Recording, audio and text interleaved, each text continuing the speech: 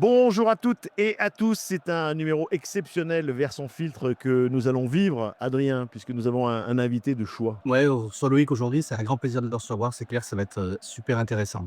Une légende de l'AS Saint-Étienne, Loïc Perrin. Loïc, bonjour. Bonjour à tous les 2. Bon, merci Loïc de prendre un petit peu de temps pour nous répondre.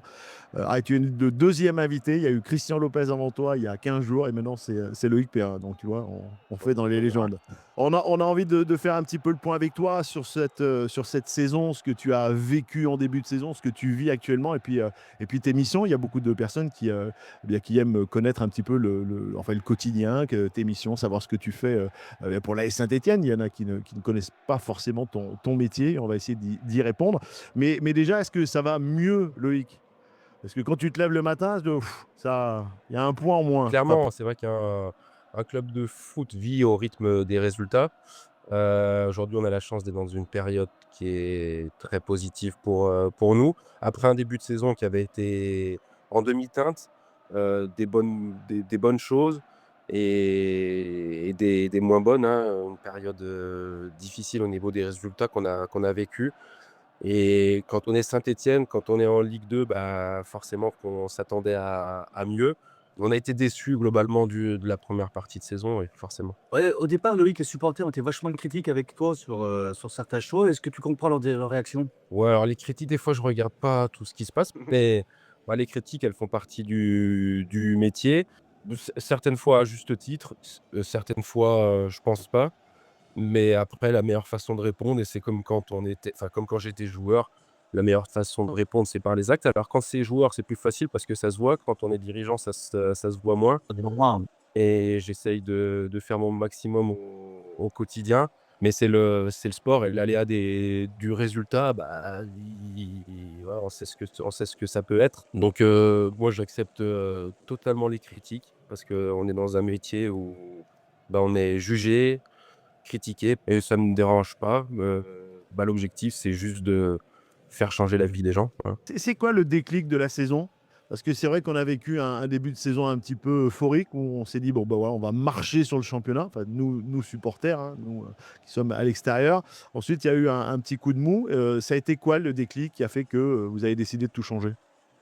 Alors c'est vrai que le début de saison a été très bon au niveau des résultats. Alors après, est-ce qu'on s'est vu trop confiant, trop beau dans ce championnat? Peut-être. On a un très bel effectif de Ligue 2. Est-ce qu'on s'est seulement reposé, là-dessus? Peut-être, et au final, on a été surpris par, des équipes, valeureuses. C'est un championnat qui est compliqué. Jouer contre Saint-Étienne, c'est toujours le match de l'année pour les adversaires, et on est tombé face à des vrais collectifs, on va dire, même si on avait plus de qualité individuelle, mais on a été surpris et plusieurs fois. On a perdu des points à domicile. Bah, le tournant de la saison, ça a été quand même le récent changement d'entraîneur. Si je considère que, qu'Éric Corneland a fait du bon travail, il y avait vraiment une idée de jeu qui, moi, me plaisait et je trouve qu'il correspondait à Saint-Étienne. Malheureusement, il n'a pas réussi à peut-être la transmettre aux joueurs, et les joueurs n'ont peut-être pas été aussi, assez réceptif, mais bon, ça fait partie de la vie d'un club de foot. Et aujourd'hui, avec l'arrivée de Philippe, on est revenu à des choses, j'allais dire, beaucoup plus peut-être basiques. Comme il l'a très bien dit, il a rien réinventé, et je pense que le gros changement, c'est aussi, les joueurs, certains joueurs qui ont aussi changé d'état d'esprit parce que jusqu'à preuve du contraire, c'est les joueurs qui sont sur le terrain, C'est ça. et c'est eux qui doivent prendre aussi les choses en main à un moment. Et je pense que, via l'arrivée d'un nouvel entraîneur, il y a eu aussi je pense, cette remise en question d'un peu tout le monde, et je trouve que collectivement, on a quand même changé les choses. Et après, on a toujours de la qualité individuelle, mais la base du foot, jusqu'à preuve du contraire, c'est de défendre. Hem Et je Et de pense bien que défendre. Et de bien défendre. de bien défendre, et je pense qu'on défendait peut-être pas collectivement, tous ensemble avant. Heu et encore une fois, c'est aussi une prise de conscience des joueurs. Alors forcément avec des nouvelles directives aussi, Bien hein, sûr, bien sûr. qui peuvent aider, correspondre plus à nos joueurs aujourd'hui. Ouais, il y a beaucoup de facteurs, mais je pense que la prise de conscience aussi des joueurs a fait la différence. Tu parles de directive, Adrien, souvent nos premiers épisodes, on s'est dit: «Il y a peut-être un souci quand on parle pas bien français». Ah ça tu l'as souvent dit pour Oui, c'est le vrai qu'il y coach. a peut-être un problème de communication entre les joueurs et l'entraîneur au niveau de la langue. Est-ce que ça y a joué que Philippe Montagnier, bah, puisse, communiquer, correctement, enfin correctement, en En français français, avec ses ouais. joueurs? Oui, je suis persuadé que oui, parce que tout le monde n'est pas anglophone. Mmh. Même dans le staff précédent, il y avait aussi des relais pour faire les traductions, mais c'est sûr Jamais que ça pareil. reste moins Ouais. naturel, ouais, ça reste moins naturel. Donc vous savez, des fois, même quand on parle en français de choses, footballistiques, des fois, on comprend pas tous la même chose C'est clair. donc bon, bah, quand c'est dans une langue qui est étrangère, c'est c'est encore autre chose. Ouais, Loïc, tu parlais de la défense qui s'était stabilisée. L'arrivée de Le Cardinal a fait un bien fou, non, derrière? Parce qu'on voit que c'est Ouais, quand même, c'est vachement plus posé clairement. avec Nadé, c'est vraiment bien, hein? Non, clairement, c'est une arrivée qui a été décisive pour nous, sur un joueur qui avait déjà une certaine expérience, bah, du niveau de la Ligue 2, qui avait aussi joué en Ligue 1. Heu et vraiment la chose positive qu'il y a eu, c'est qu'il s'est acclimaté tout de suite. Bah, pour son premier match, en plus, il fait Ah, au-delà de son but, au-delà de nous faire gagner le match, il fait un bon match. Je trouve que c'est un joueur qui colle tout à fait à l'esprit qu'on veut donner à notre équipe, que ça soit en match, mais aussi, au quotidien à l'entraînement. Je pense que c'est un très bon exemple pour les plus jeunes, clairement, mais aussi pour les plus anciens, et on est vraiment ravis de son arrivée parce qu'il a je pense, stabilisé notre équipe et apporté aussi un état d'esprit, voilà, à l'équipe. Donc ça clairement, son arrivée a été une très bonne chose pour nous. Et avec ton passé de joueur, est-ce que tu interviens? Est-ce qu'ils viennent te questionner, toi qui as été un grand défenseur dans notre club? Ou tu t'interdis de donner des conseils par rapport au staff et par rapport au coach? Non, je suis là pour donner des conseils, toujours en étant transparent avec le staff. De toute façon, on est au quotidien, ensemble, mais je suis aussi là pour faire partager mon expérience et mon expertise. Donc la plupart du temps avec les plus jeunes joueurs, bah, à chaque fois qu'un joueur demande, c'est un plaisir de pouvoir partager, voilà, d'échanger sur certains aspects. Ouais, et qui t'écoute et que tu aies le droit de donner ton avis. Adrien, pardon, oui, Loïc? Ils m'écoutent, je sais pas moi Oui, d'échanger. ils t'entendent, ils t'entendent. Adrien, quand tu vas au match, tu vas en tribune Oui. Henri Point, donc tu es proche des supporters, tu as des amis qui sont, et de la famille. Le ressenti des supporters, là aussi, ça a été un peu difficile, mais on sent que derrière, ça y est, c'est bah, reparti. c'est vrai, on a senti en milieu de saison, quand les résultats étaient moins bons, bah, que les supporters, je ne veux pas dire qui la chaise, étaient toujours là, mais là, on sent maintenant vraiment un engouement, au niveau des 2 COP, des tribunes Henri Point et Perforant. On Tu as ressenti qu'il y avait quelque chose qui t'est revenu, toi, Loïc, dans le stade, au niveau supporter? Alors qui est revenu, oui, clairement, parce qu'avec les résultats, de toute façon, ça fait revenir les gens, et puis je trouve que, bon, par exemple, le match de d'Annecy, qui a je pense été notre meilleur match, parce qu'avant ça, heu, même si on a gagné, on n'a pas fait des matchs complets non plus. Mais bon, les supporters veulent nous voir gagner. Oui, pendant notre période difficile, forcément que les supporters sont mécontents, mais je les ai jamais trop sentis lâcher non plus. Heu, Pour été présents, oui, ils nous ont chahutés, critiqués, mais ils ont toujours Correct? été corrects, étaient là, et entre nous, c'est complètement normal quand, on est Saint-Étienne, on est en Ligue 2, on a l'effectif qu'on a. C'est complètement normal de se faire critiquer quand on perd des points, bêtement. Je dis pas qu'on va gagner tous les matchs, mais quand on perd des points bêtement, et surtout par rapport à certains matchs qu'on a fait, et certaines, on va dire, Ou certaines attitudes qu'on a pu avoir, parce que, bon, vous savez très bien ce que voilà, ce que les gens attendent ici, c'est le dépassement de soi, c'est des attitudes irréprochables, même si on loupe des choses et même si on vient perdre un match. Donc là, je sens une autre atmosphère forcément très positive. L'ambiance de d'Annecy, malgré une tribune fermée, a été incroyable, et c'est ce qu'on a envie de voir à Geoffroy Guichard. J'espère que pour les joueurs aussi, ça doit les motiver encore plus, et parce qu'il y en a certains, qui revivront jamais ce Bien genre sûr. d'ambiance malheureusement, Ouais, c'est clair. je pense. Tu parles de tribunes fermées en ce moment, le thème des dissolutions des supporters, il n'y a pas forcément qu'à Saint-Étienne, est revenu, en première ligne. Vous avez un avis? Toi, tu as un avis, là-dessus? C'est d'accompagner, nos groupes de supporters, de travailler avec l'État pour trouver des solutions? Nous, c'est ce qu'on essaye de faire en tant que club, parce que ça serait quand même, alors dramatique, je sais pas si c'est le mot, mais peut-être pour nous, parce que Saint-Étienne, bah, c'est ses supporters, c'est ses 2 copes, c'est l'animation des tribunes. Je sais pas exactement où ça en est, aujourd'hui. Je crois qu'il y a des réunions qui sont prévues prochainement, mais j'espère qu'on pourra garder ce qui fait la force de une des forces de Saint-Étienne Ouais. aujourd'hui, à savoir nos copes et l'animation des tribunes.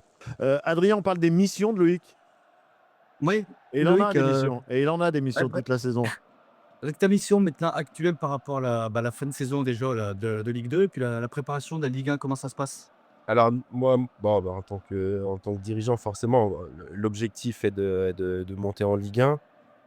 Mais on doit toujours, préparer plusieurs situations. Ça fait partie de mon métier, d'anticiper. Alors là, si on parle clairement de la préparation de la saison prochaine et plutôt du recrutement, du coup, et on va dire, de la stratégie par rapport à la construction de l'effectif. Donc on y est déjà depuis un bon moment. On a fait plusieurs options forcément. On est déjà en contact avec certains joueurs pour l'année prochaine. Forcément on peut pas avancer concrètement aujourd'hui, en ayant encore l'incertitude du niveau. Mais oui, une de mes missions est le recrutement. Alors, aujourd'hui, je m'appuie sur un coordinateur du recrutement qui est arrivé récemment. On a aussi renforcé la cellule recrutement, parce qu'il faut savoir que maintenant qu'on est 8 en tout à la cellule recrutement, alors que précédemment on était 3. Donc c'était une volonté de la part des actionnaires, parce que c'est peut-être un des départements les plus importants d'un club de foot, parce qu'il faut pas se tromper. On fait beaucoup de travail de vidéo, d'analyse de joueurs. On rencontre aussi des joueurs, ce qui me paraît très important, ce qu'on n'avait peut-être pas le temps de faire avant parce qu'on était humainement pas assez. Mais aujourd'hui, je pense qu'on fait un travail qui est intéressant. On va un peu plus en profondeur dans le recrutement des joueurs, et en attendant de savoir où on sera pour déclencher les différents recrutements. Mais une de mes autres missions aussi, alors je suis pas tout seul, hein, quand je dis ça, forcément il y a les actionnaires aussi qui sont présents dans l'opération. Mais c'est aussi la construction de l'effectif pro, qui est pour moi une part importante, parce que, bon, on a un centre de formation qui a toujours été performant, où on met des moyens aussi. Donc notre objectif aussi, et mon objectif, c'est de pouvoir intégrer certains jeunes joueurs au moins dans le groupe pro pour s'entraîner. Parce que je pense que c'est une première étape très importante pour eux, pour leur développement. On a bien réussi à faire, je trouve, cette année, avec l'intégration de Gadej Bekou, El Jamali, Paul Aymar, Kevin Pedro.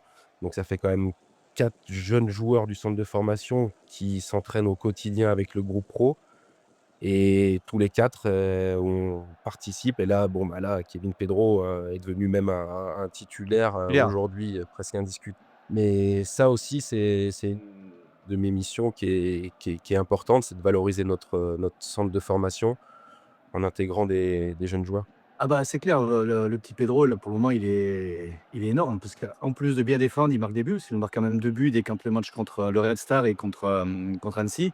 Mais c'est vrai on voit maintenant beaucoup de jeunes du centre de formation qui intègrent le groupe pro, ce qu'on n'avait pas vu, depuis un petit moment. Je crois qu'on n'est pas nombreux Oui. dans le championnat français à intégrer autant de jeunes.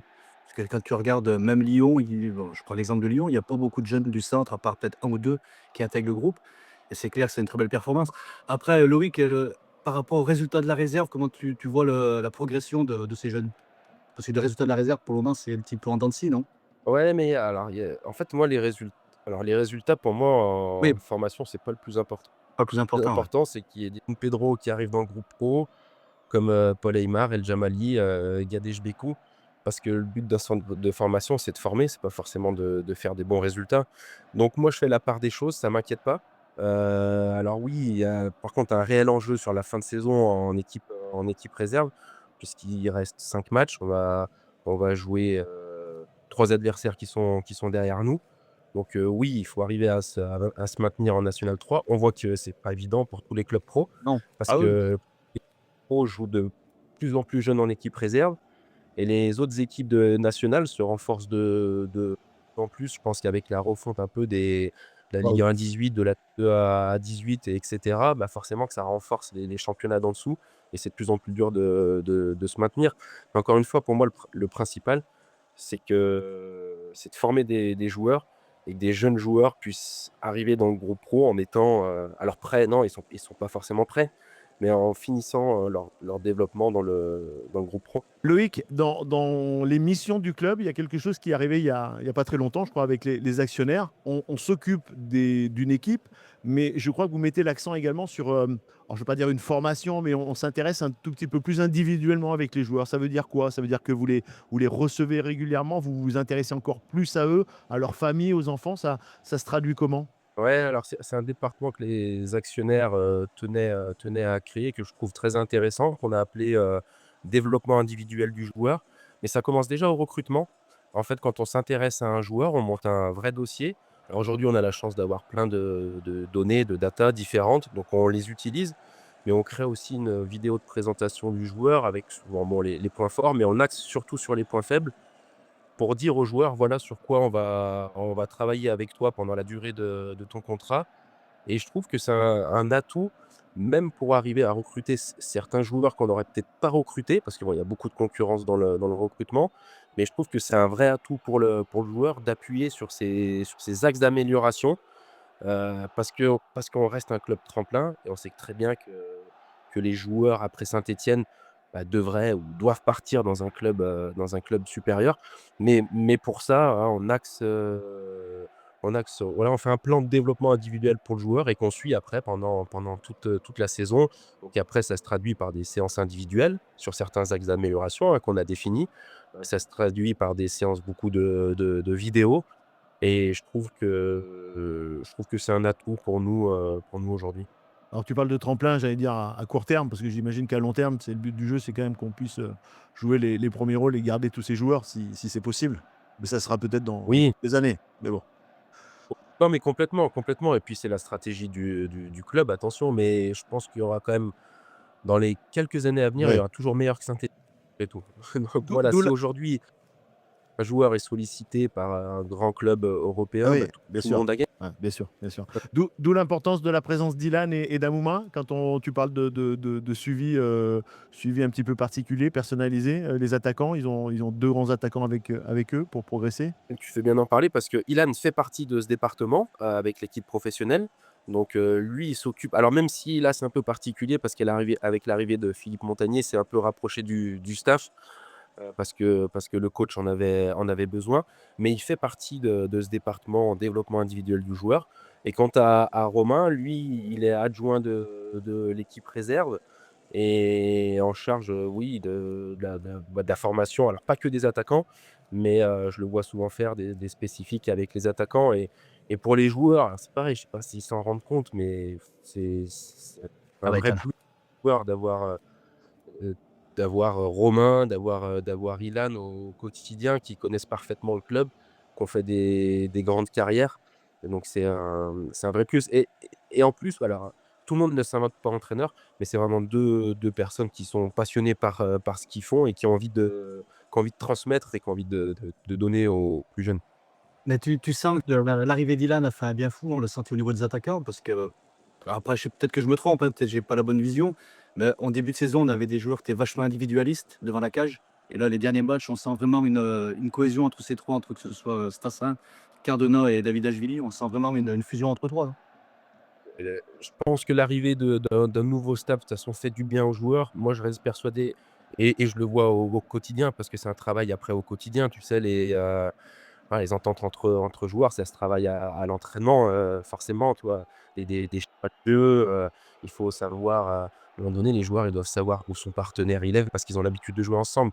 Donc il y a ce point-là et tu as raison, Adrien, et je pense qu'il y a encore une fois, je pense qu'il y a eu aussi le déclic des joueurs actuels parce que sans ça, en fait, sans ça, on n'arrive à rien. Donc les joueurs ont aussi compris que pour des fois, pour recevoir, bah, il faut donner aussi, aux autres et je trouve que c'est ce qu'on voit aujourd'hui quand on voit les buts, bah, voilà, l'attaquant, il a pas peur de donner à son partenaire parce que c'est lui qui est le mieux placé, hein. Oui, c'est clair. Adrien, une dernière question à Loïc et ensuite on pourra le libérer, bien évidemment. Ouais, Il y a alors du Loïc, on va boulot. revenir Alors là, il y a du boulot. on va revenir sur l'actualité de l'équipe 1. Demain, c'est un match hyper important à Nancy. Comment il s'est préparé ce match? Après trêve internationale, donc toujours un peu, Compliqué, ouais.